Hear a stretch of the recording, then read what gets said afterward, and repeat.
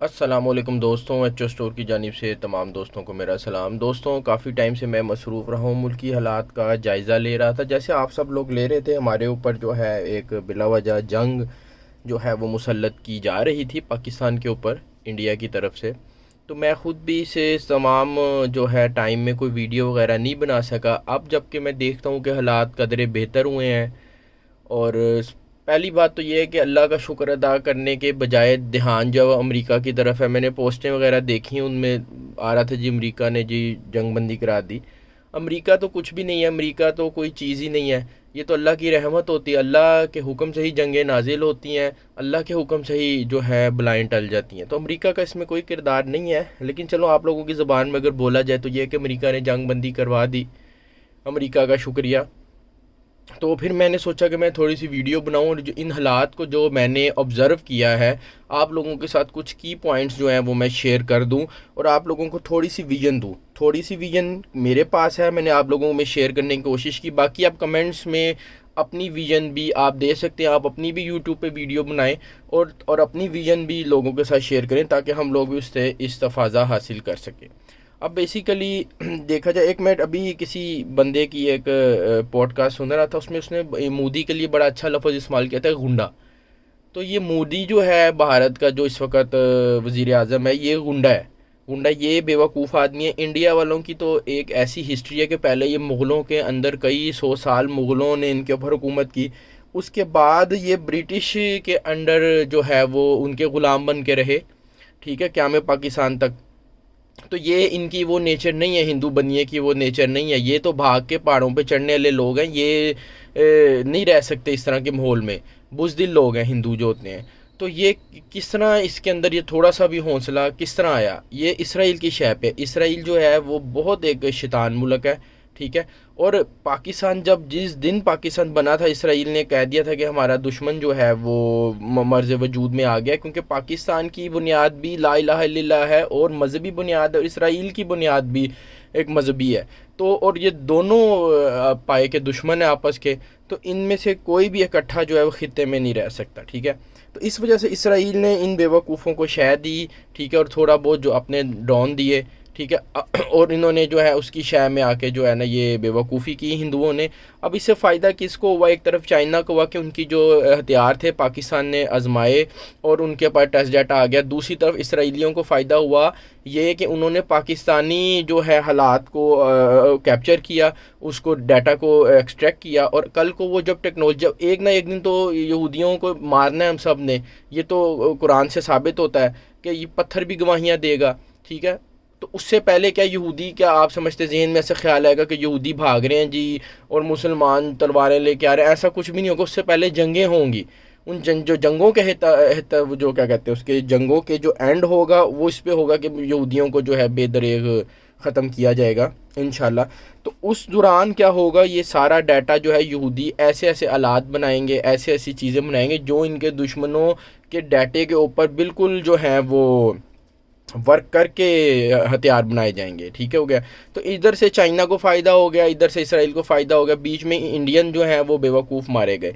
तो अब इस बात को तो छोड़ते हैं कि किसकी बेवकूफ़ी थी, किसकी फ़तह हुई। अल्लाह बेहतरीन कारसाज है, अल्लाह की तरफ से ही ये मामला नाजिल होते हैं। हमने देखा फेसबुक पे मजाक उड़ाया जा रहा है बिला वजह का, जंग से ले लेके। तो जंग को आप ऐसे ना समझें कि कोई एंटरटेनमेंट की चीज़ है, ये तो समझें कि जैसे सरों पे अल्लाह का अजाब मंडला रहा है और आपके पास दिन है कि आप माफ़ी मांग लें।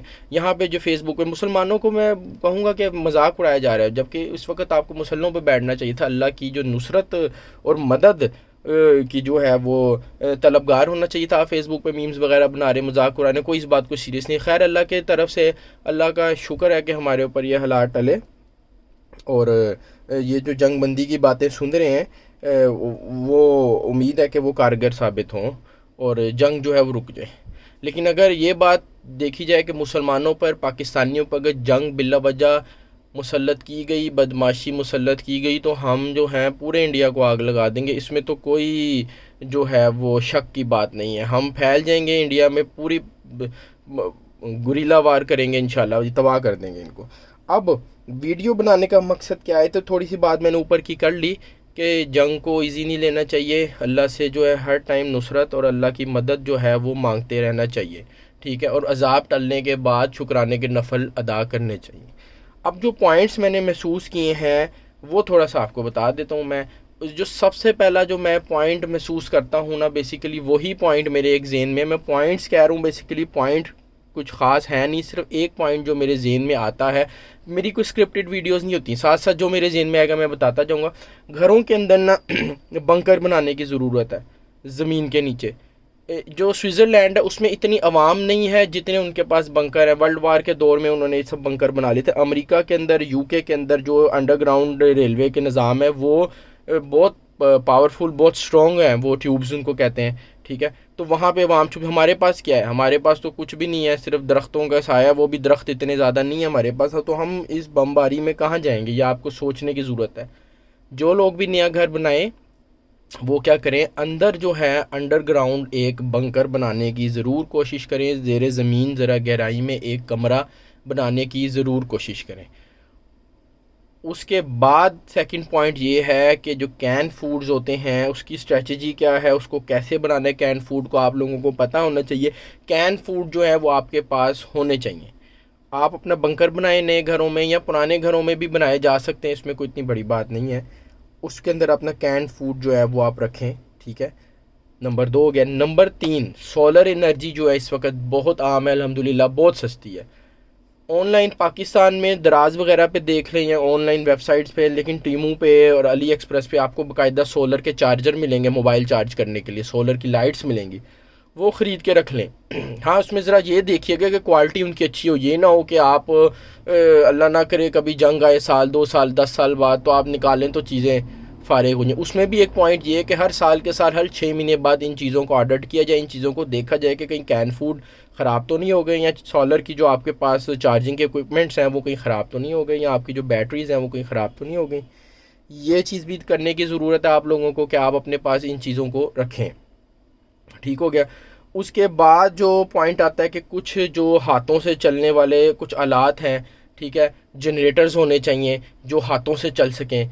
जिस तरह अक्सर आम दुनिया में हमने ये देखा है, जिस तरह जेलों में एक निज़ाम नस्ब होता है। मैंने एक बहुत अरसा पहले वीडियो देखी थी, इस तरह खाने की जगहों पे एक निज़ाम मैंने देखा था कि वो साइकिल्स जब मारते हैं तो बिजली पैदा होती है, तो पैडल चलाते हैं तो बिजली पैदा होती है, तो जितनी बिजली पैदा होगी उतना उनको फूड में डिस्काउंट मिलेगा।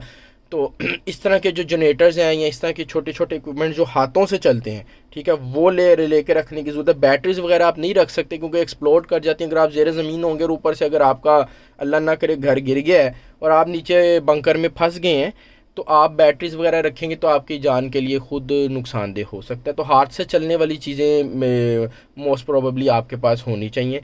उसके बाद जो बंकर वगैरह बनाएं उसमें 1 या 2 रास्ता अलग का ज़रूर रखें, क्योंकि ये मैं हमेशा सोचता हूँ अगर बंकर घर के अंदर होकर ऊपर घर ही गिर जाता है मज़ाए रखने से, आप लोग तो बच जाएंगे लेकिन निकलने का कोई रास्ता नहीं होगा। तो बंकर बनाएं जिसका रास्ता आप कहीं दूसरी जगह से भी दें। साथ ही साथ जो ये है दरख्त वगैरह लगाएं। मुल्क में जो है वो पहली बड़ी गर्मी होगी तो दरख्त लगाने की कोशिश करें। जितने अच्छे दरख्त लगे हो ना उतनी ही जो ग्राउंड विजिबिलिटी होती है वो कम होती है। तो अच्छे अच्छे दरख्त, बड़े बड़े दरख्त लगाने की कोशिश करें। ये कुछ पॉइंट्स मेरे जहन में आते हैं। वक्तन फ़वक्तन मेरे जहन में मज़ीद कोई पॉइंट्स आएंगे तो मैं उन पर वीडियो बनाऊँगा। तो आप लोग जो है वो अगेन मजाक उड़ाने की कोई ज़रूरत नहीं है। अल्लाह का शुक्र अदा करें। अगर जो है जंगी हालात जो है वो थम गए हैं, ये ख़बर अगर है कि ट्रंप ने जो है वो सालिसी का किरदार अदा किया है, तो फिर अल्लाह का शुक्र अदा करना चाहिए कि अल्लाह ने जो है वो रहमत अपनी ज़ाहिर की है हमारे ऊपर। और जो लोग फ़ौत हो गए हैं, बिला वजह की फ़ौतगी होगी इन बेचारों की, ना हमने कोई कश्मीरी में इस तरह के मामला किए, बिला वजह गुंडागर्दी में वो बेचारों की लिखी हुई थी मौत, उनकी मौत होगी। तो उनकी मग़फ़िरत के लिए भी कोई दुआ का एहतमाम करें, कोई जो है अल्लाह से जो है गिर गिरा के उनकी मग़फ़िरत की दुआ भी करें, और साथ साथ अपने ऊपर भी रहम की दुआ करें। यही कुछ पॉइंट्स है जो मैंने आपके साथ शेयर करने थे। उम्मीद है आपको वीडियो अच्छी लगी होगी, और इस बात को जहन में भी रखें कि फ़लस्तीन में क्या होता है। आप देखते हैं कि बम लगता है, बच्चे उड़ उड़ के हवाओं में जाते हैं कटे पटे। आज ही एक वीडियो देख रहा था, कुत्ता था वो आधा कटा पटा बच्चा था, उसको लेके जा रहा था। तो फ़लस्तीनियों की ज़िंदगी भी अजाब में। अल्लाह से दुआ करें कि आप एटलीस्ट क़यामत वाले दिन पूछ गिछ तो होनी है। अल्लाह मियाँ ने कहा है कि भाई ईमान के दर्जे बताएं। आखिरी दर्जा ये है कि भाई आप दिल से बुरा जाने, यहाँ से ना दिल से बुरा जाना जा रहा है ना ही मुंह से बुरा जाना जा रहा है। क़यामत वाले दिन फ़लस्तीनी जब सवाल करेंगे तो उसका क्या जवाब होगा आपके पास। इसको थोड़ा सा इस बात को सिर्फ सोचें, सिर्फ इस बात पे एक दफ़ा जो है सोच के देखें कि क़यामत वाले दिन आपको पास जब पूछा जाएगा कि आपने अपने भाइयों के लिए क्या किया है, उस वक़्त आप क्या बोलेंगे। कहेंगे जी हमारा रास्ता बहुत दूर था, कि हम जा नहीं सकते थे, बीच में समंदर आ जाता है, बीच में फ़लाना मुल्क नहीं हमें जाने देता। ऐसे बहाने अल्लाह से करेंगे। अल्लाह मैंने तो कहा भाई मैंने तो, अगर तुम नहीं जा सकते थे तो तुम्हारे पास तो पैसा था, मैंने तुम्हें पैसे दिए थे, तुमने उनके साथ क्या किया। तुम कहोगे जी मेरे पास पैसे नहीं, मेरे बच्चे फला, इस तरह की मैं अपने जहन से कहानी बना रहा हूँ ना। इसी तरह इंसान जवाब देगा ना कि मेरे पास तो बोझ था, मेरे बच्चे थे, मेरी बीवी थी, माँ बाप थी। तो अल्लाह मैंने कहा तुमने क्या दिल से बुरा जाना। आखिरी बात तो यही है ना कि चलो कुछ तुम्हारे पास करने को नहीं था तो क्या दिल से तुमने बुरा जाना। उधर क्या आप जवाब देंगे। बहुत से लोग हैं उनको कोई परवाह नहीं है इसराइल में, फ़लस्तीन में क्या हो रहा है। इसराइल जो है स्ट्रेटजिकली जो है उनको किस तरह वाइप आउट कर रहा है। थोड़ी सी आबादी वहाँ रह गई, सब लोग मर गए। एक आप सोचें ना इस बात को सोचें कि आपके पास जाने की कोई जगह नहीं है। दो तरफ जो है वो मुस्लिम ममालिक लगते हैं, पीछे इसराइल लगता है, सामने समंदर है, ना इस मिस्र जाने दे रहा है ना जॉर्डन अपने पास आने दे रहा है। पीछे से इसराइल जो है वो चढ़ा हुआ है ऊपर, सामने समंदर है, समंदर में भी जो है उनकी कश्तियाँ। आज ही वीडियो देख रहा था, कुछ लोग भूख की वजह से गए हैं समंदर में पकड़ने, उनको मारा है, बाकी फिर वो मर के ही बेचारे आए हैं। कछुए खा रहे हैं, घास खा रहे हैं। ये उनकी सोचें ये इसके मुतालिक थोड़ा सा कि आपने कुछ तो करें फ़लस्तीनियों के लिए मेरे भाइयों। इसराइल तो आपकी शहरख पे चढ़ा हुआ है आके, इसराइल ने की शहर से इंडिया ने ये सारे काम किए हैं। आप लोगों को भी पता है, सबको पता है, ड्रोन लाहौर के अंदर तक आ गए थे, ठीक है ना। इसराइल तो आपके ऊपर कोई मौका नहीं जाने देता। आप जो है मैकडोनल्ड्स हो गया, KFC हो गया, कोका कोला हो गया, पेप्सी हो गया, सब लोग आप मुंड रहे हैं आप डेली बेसिस पे पी रहे हैं। अब बकरा ईद आ रही है, बकरा ईद पे जो है पूरे साल इतनी पेप्सी, 7 अप, कोका कोला नहीं बिकती जितने बकरा ईद के 3 दिनों में पी ली जाएगी, ठीक है। नेक्स्ट कोला है हमारे ऑफिस वगैरह में, नेक्स्ट कोला आती है, मैंने खुद पिया है, बेहतरीन है। गोरमे कोला है, उसका भी म्यार अच्छा है। आल दो कि उसका इतना अच्छा म्यार नहीं है, अगर वो वीडियो कोई देखे तो उसका म्यार अच्छा करे, लेकिन नेक्स्ट कोला तो अभी अच्छी है ना, वो तो आपको वही टेस्ट देती है। चिल्ड हो तो वो बड़ी अच्छी टेस्ट देती है। आप सिंपली उस पर शिफ्ट हो जाए। आप लोगों को क्या मुसीबत है, इसराइलियों की प्रोडक्ट यूज़ कर रहे हैं बच्चों के अंदर, जॉनसन एंड जॉनसन और जितने भी प्रोडक्ट हैं, मुझे नहीं पता। आप लोग रिसर्च करें, अल्लाह के लिए अपने फ़लस्तीनी भाइयों के लिए रिसर्च करें, इस सोच के साथ कि आपने फ़लस्तीनियों के लिए कुछ ना कुछ करना है। आप उठ के कंप्यूटर पे कोई रिसर्च भी करेंगे तो उसका स्वाब आपको मिल जाएगा। हिम्मत करें मेरे भाई, अपने फ़लस्तीनी भाइयों के हक़ में कुछ ना कुछ कर लें और उसको लिखवा लें। फरिश्ते जो आपके कंधों पे बैठे हुए हैं वो उसको नोट कर लें। क़यामत वाले दिन आपके हक़ में इंशाल्लाह ये नूर बन के आएगा। बाकी जो जंग की मीम्स बनाना बिल्कुल छोड़ें, शेयर करना छोड़ें, हंसना छोड़ें उसके ऊपर।